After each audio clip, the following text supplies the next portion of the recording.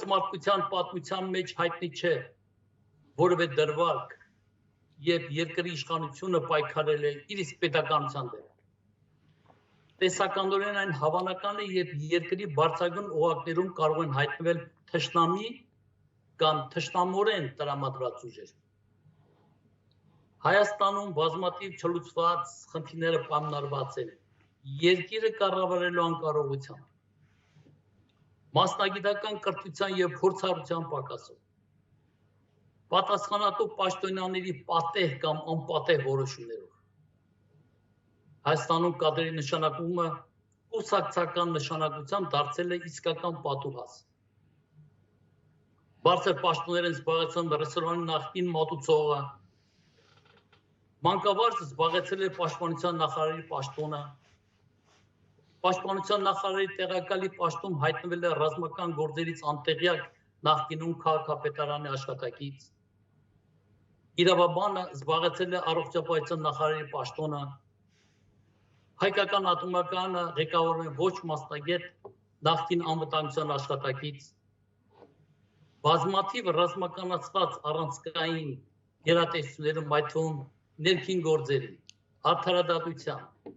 այլ մարմիններում աշխատանքի են անցել գործերի ոչ լիարժեք տիրապետող կուսակցականներ։ Եթե ազգային արժի համակարգի ոտնահարումը ազգակործան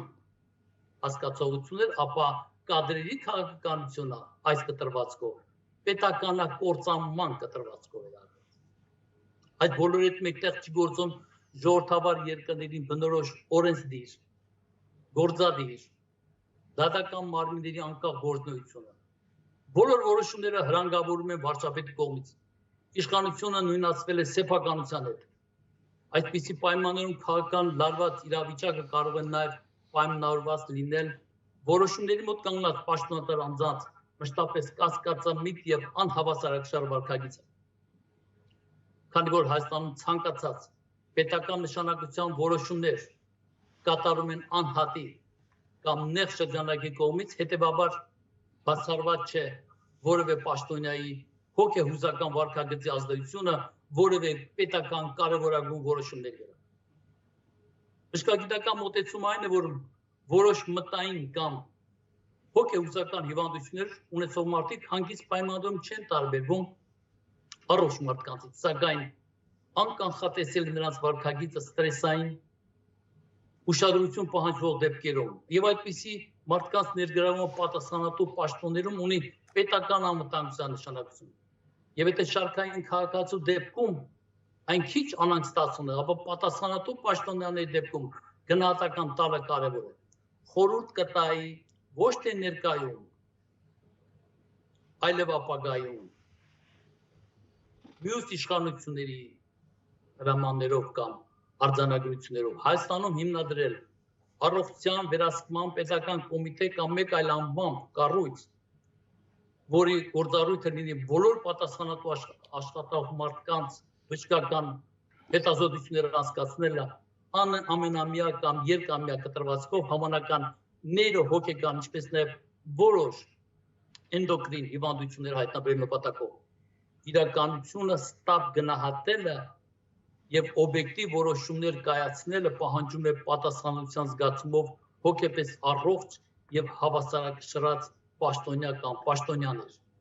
Ուշով հետևելով Հայաստանի Հանրապետության առանցքային դեմքերից մեկի ներկա վարչապետ Նիկոլ Փաշինյանի հարցազրույցներին տված մասսայական լրատվության միջոցներին թույլ են տալիս անել որոշ մեկնաբանություններ։ Դիտարկումները ցույց են տալիս, որ նա քաջ գիտակցում է որևէ հարցի տրամաբանական կողմը, սակայն սպասվող պատասխանը նա ներկայացնում է երկարատև մեկնաբանությամբ, պատրանք ստեղծելով, որ պատրաստում է բազմակողմանիորեն սպառիչ պատասխան, իսկ իրականում կոնկրետ պատասխանի համար հատկացում է շատ կարճ ժամանակամիջոց, խորամանկաբար շրջանցելով կոնկրետ պատասխանը։ Գիտեք, այս երևույթը կարող է նկատել բազմաթիվ մարդկանց կողմից եւ այն պարտադիր չէ գնահատել հիվանդագին։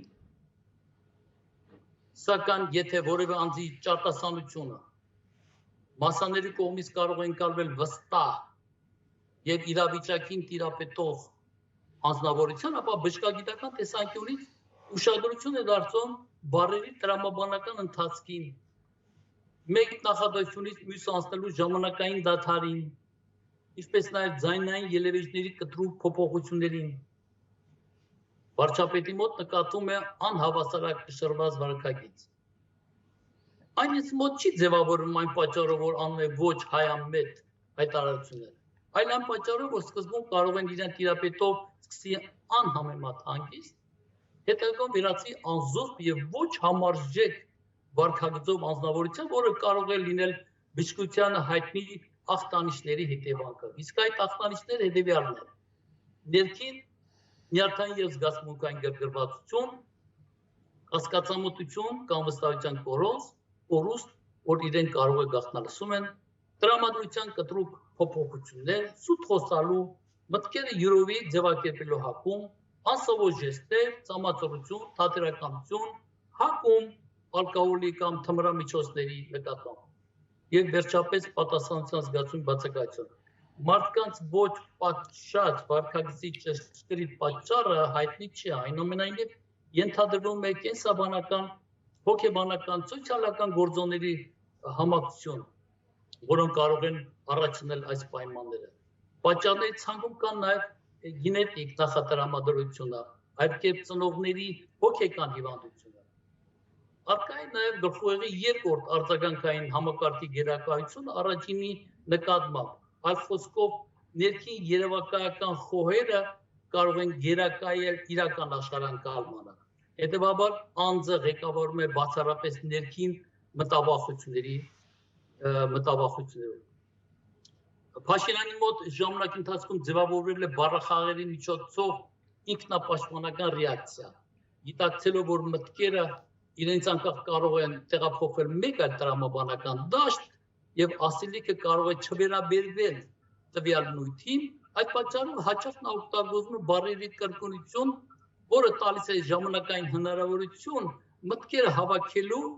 եւ ասելիքը տրամաբանական դարձնելու մտադրությամբ։ Մեկ այլ դեպքում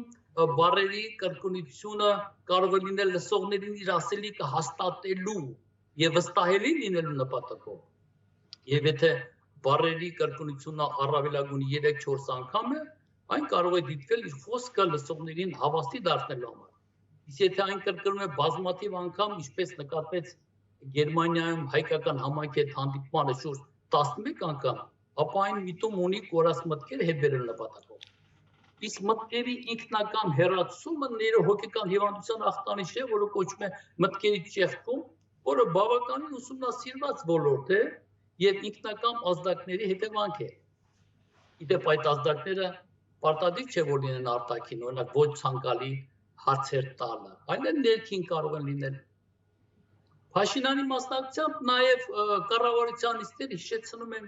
դպրոցական ուսուցիչ աշակերտ դասաժամեր,